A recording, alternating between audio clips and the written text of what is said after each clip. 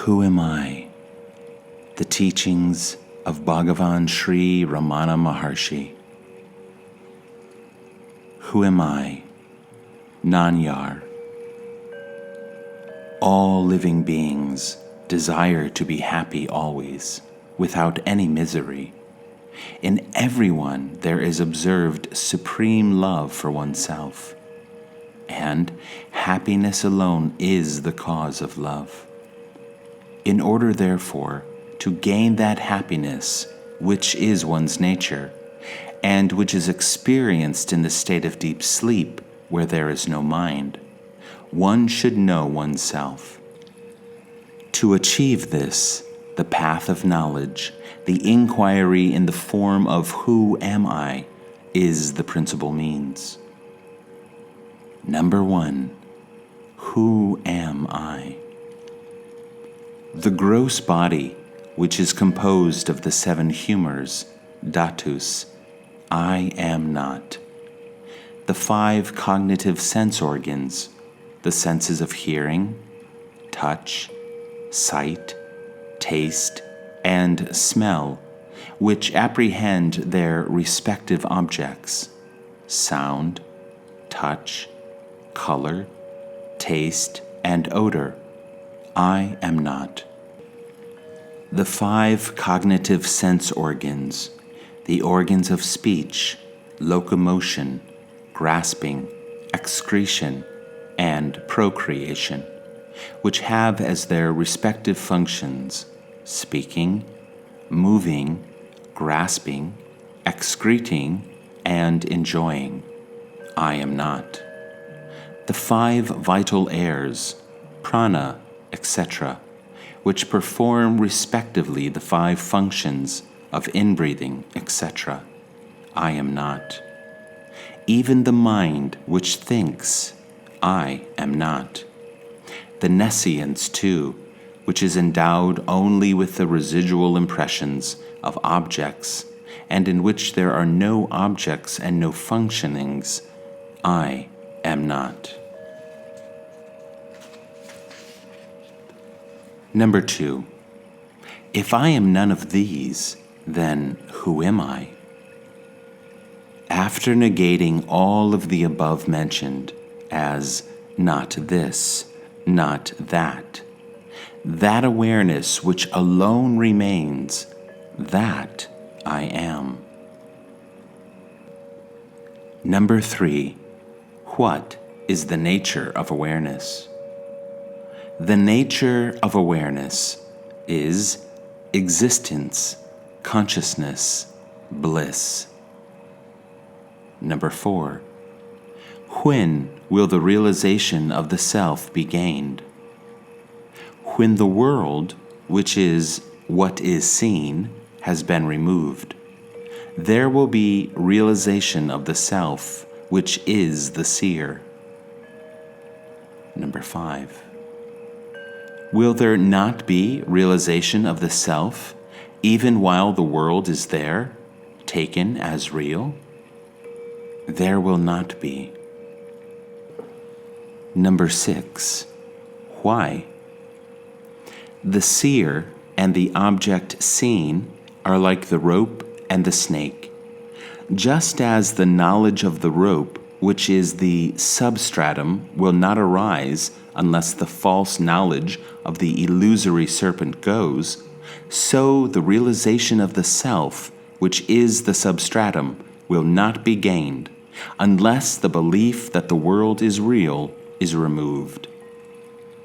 Number 7, when will the world, which is the object seen, be removed? When the mind, which is the cause of all cognition and of all actions, becomes quiescent, the world will disappear. Number 8, what is the nature of mind? What is called mind is a wondrous power residing in the self. It causes all thoughts to arise. Apart from thoughts, there is no such thing as mind. Therefore, thought is the nature of mind. Apart from thoughts, there is no independent entity called the world. In deep sleep, there are no thoughts, and there is no world. In the states of waking and dreaming, there are thoughts, and there is a world also. Just as the spider emits the thread of the web out of itself and again withdraws it into itself, likewise the mind projects the world out of itself and again resolves it into itself. When the mind comes out of the self, the world appears. Therefore, when the world appears to be real, the self does not appear. And when the self appears, shines, the world does not appear. When one persistently inquires into the nature of the mind will end, leaving the self as the residue. What is referred to as the self is the Atman. The mind always exists, only in dependence on something gross. It cannot stay alone. It is the mind that is called the subtle body, or the soul, jiva. Number 9. What is the path of inquiry for understanding the nature of the mind? That which rises as I in this body is the mind. If one inquires as to where in the body the thought I rises first, one would discover that it rises in the heart. That is the place of the mind's origin. Even if one thinks constantly, I, one will be led to that place. Of all the thoughts that arise in the mind, the I thought is the first. It is only after the rise of this that the other thoughts arise. It is after the appearance of the first personal pronoun that the second and third personal pronouns appear. Without the first personal pronoun, there will not be the second and third. Number 10. How will the mind become quiescent? By the inquiry, who am I?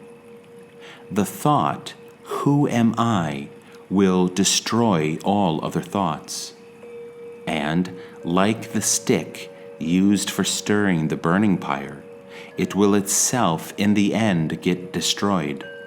Then there will arise self-realization. Number 11. What is the means for constantly holding on to the thought, who am I? When other thoughts arise, one should not pursue them, but should inquire, to whom do they arise? It does not matter how many thoughts arise. As each thought arises, one should inquire with diligence, to whom has this thought arisen? The answer that would emerge would be, to me.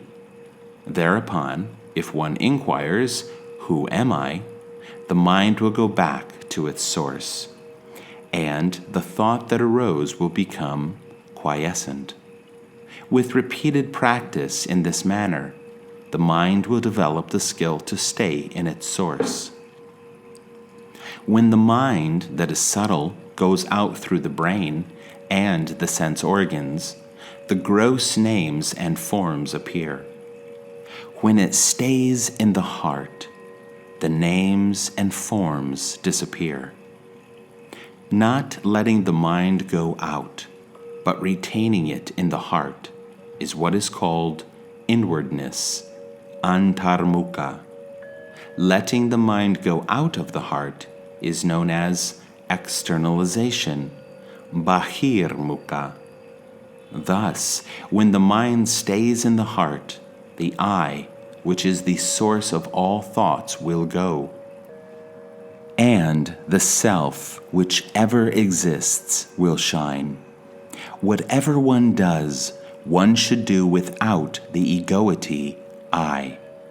If one acts in that way, all will appear as the nature of Shiva, God. Number 12. Are there no other means for making the mind quiescent? Other than inquiry, there are no adequate means. If through other means it is sought to control the mind will appear to be controlled, but will again go forth. Through the control of breath also, the mind will become quiescent. But it will be quiescent only so long as the breath remains controlled. And when the breath resumes, the mind also will again start moving and will wander as impelled by residual impressions. The source is the same for both mind and breath. Thought, indeed, is the nature of the mind. The thought I is the first thought of the mind, and that is egoity. It is from that whence egoity originates that breath also originates. Therefore, when the mind becomes quiescent, the breath is controlled. And when the breath is controlled, the mind becomes quiescent. But in deep sleep, although the mind becomes quiescent, the breath does not stop. This is because of the will of God, so that the body may be preserved, and other people may not be under the impression that it is dead. In the state of waking and in samadhi, when the mind becomes quiescent, the breath is controlled. Breath is the gross form of mind. Till the time of death, the mind keeps breath in the body, and when the body dies, the mind takes the breath along with it.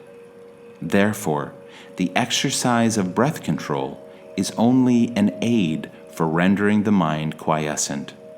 Mano nigraha. It will not destroy the mind, mano nasa.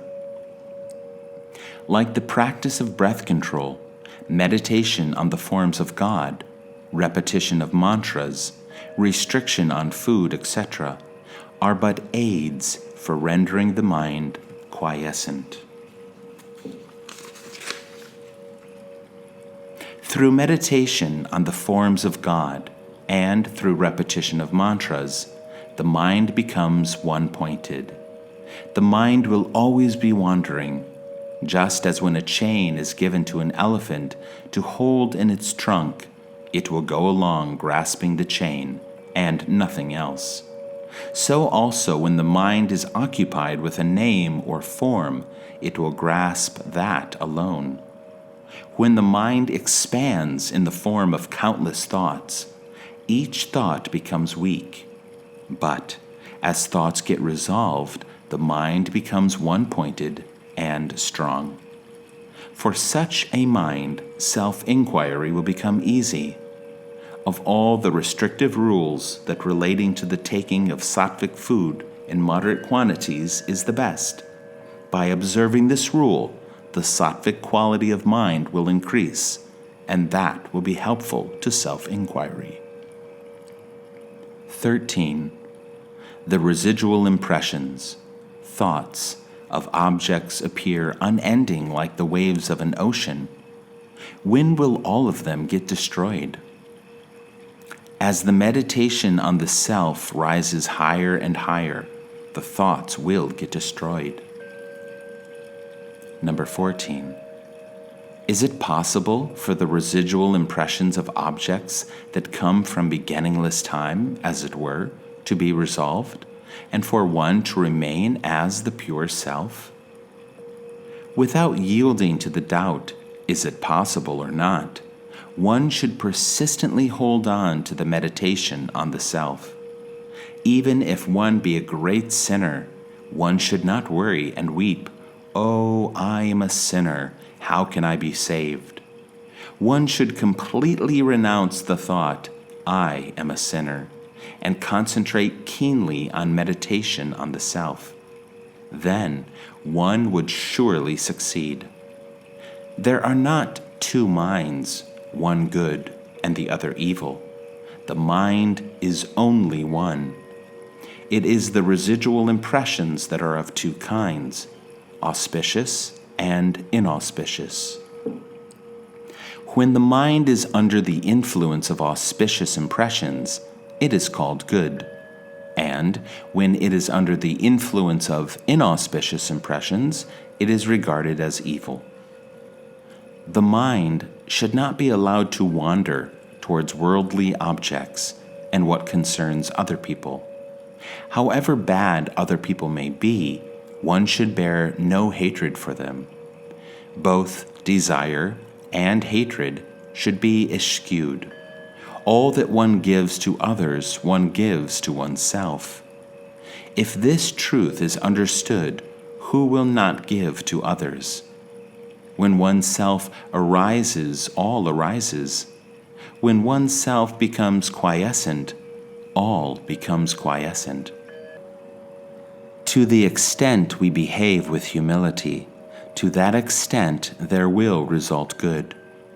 If the mind is rendered quiescent, one may live anywhere. Number 15. How long should inquiry be practiced? As long as there are impressions of objects in the mind, so long the inquiry, who am I, is required. As thoughts arise, they should be destroyed then and there, in the very place of their origin, through inquiry. If one resorts to contemplation of the self unintermittently, until the self is gained, that alone would do. As long as there are enemies within the fortress, they will continue to sally forth. If they are destroyed as they emerge, the fortress will fall into our hands. Number 16. What is the nature of the self? What exists in truth is the self alone. The world, the individual soul, and God are appearances in it, like silver in mother of pearl. These three appear at the same time and disappear at the same time. The self is that where there is absolutely no I thought. That is called silence. The self itself is the world. The self itself is I. The self itself is God. All is Shiva, the self. Number 17. Is not everything the work of God? Without desire, resolve, or effort, the sun rises, and in its mere presence, the sunstone emits fire, the lotus blooms, water evaporates, people perform their various functions, and then rest. Just as in the presence of the magnet the needle moves, it is by virtue of the mere presence of God that the souls governed by the three cosmic functions, or the fivefold divine activity, perform their actions and then rest, in accordance with their respective karmas. God has no resolve. No karma attaches itself to him.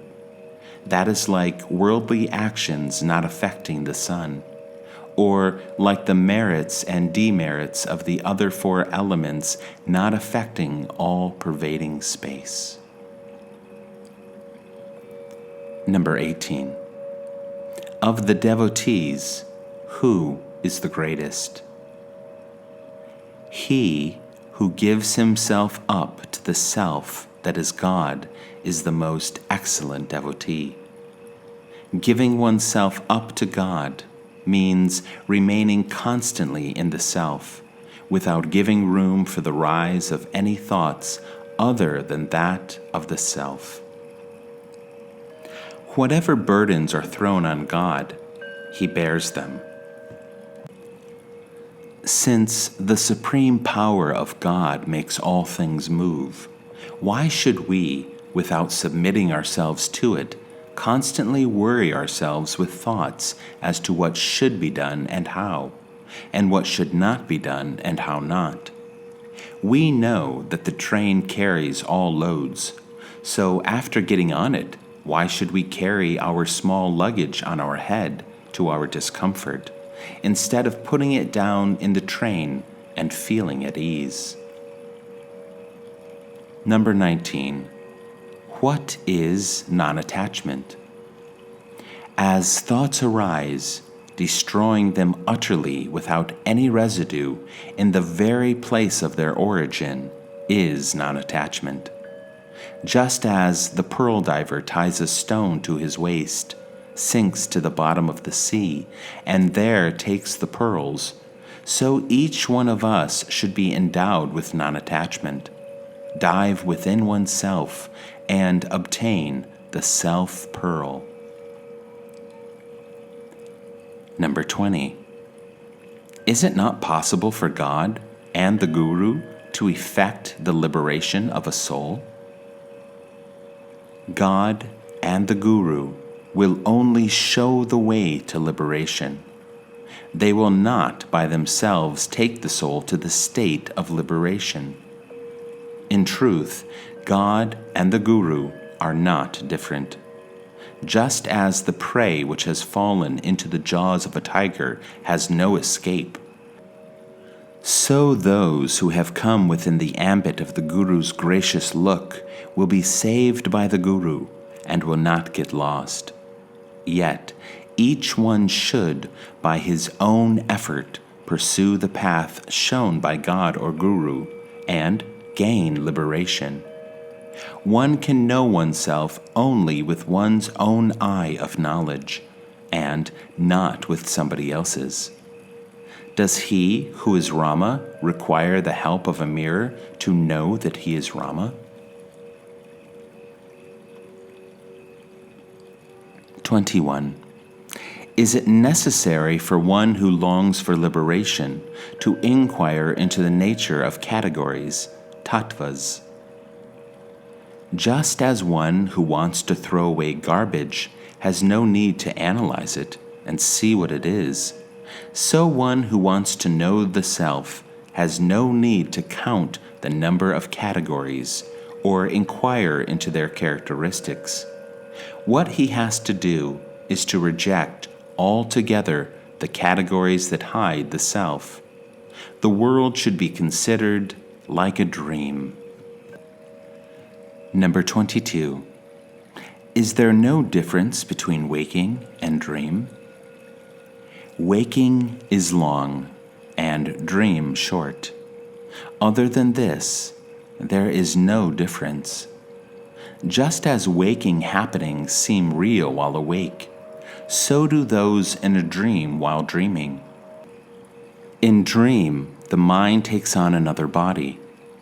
In both waking and dream states, thoughts, names, and forms occur simultaneously.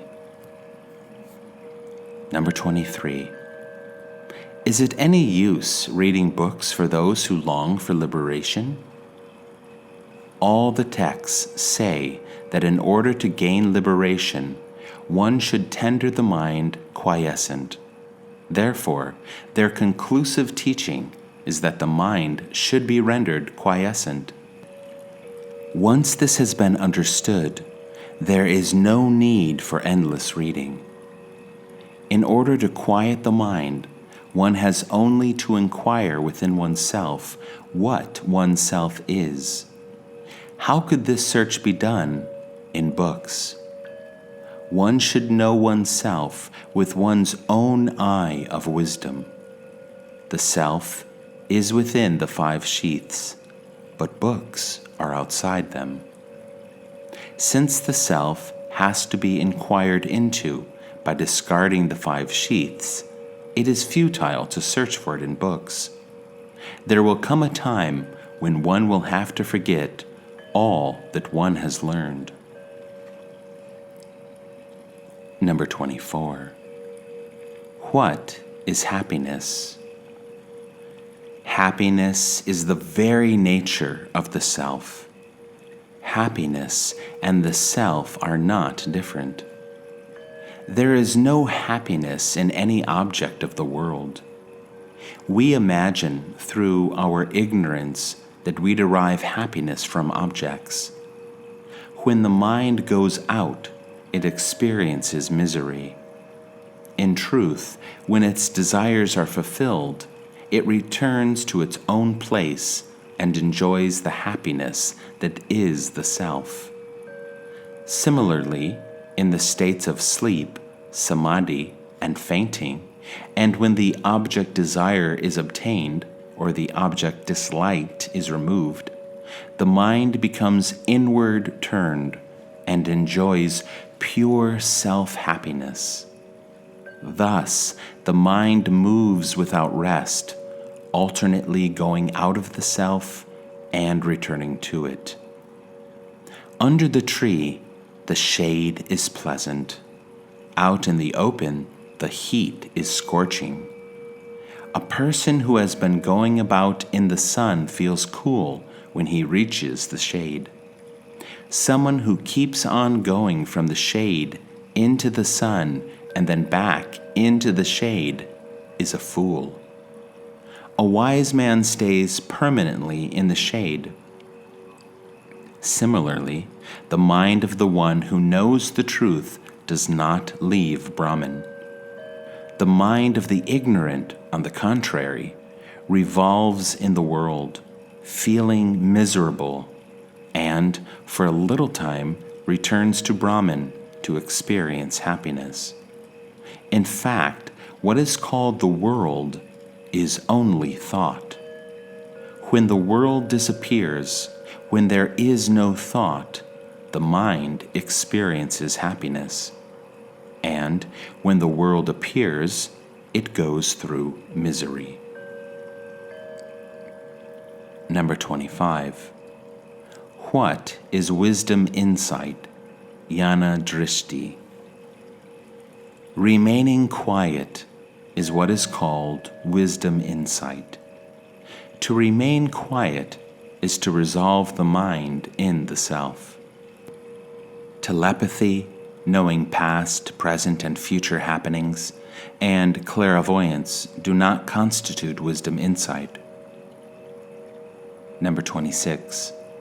What is the relation between desirelessness and wisdom? Desirelessness is wisdom. The two are not different.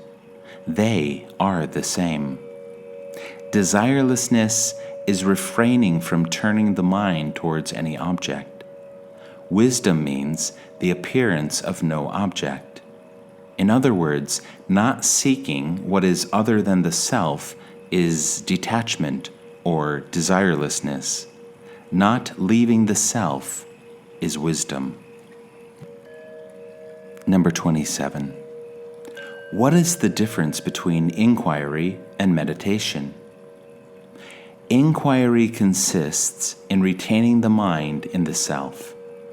Meditation consists in thinking that oneself is Brahman, existence, consciousness, bliss. Number 28. What is liberation? Inquiring into the nature of oneself that is in bondage and realizing one's true nature is liberation.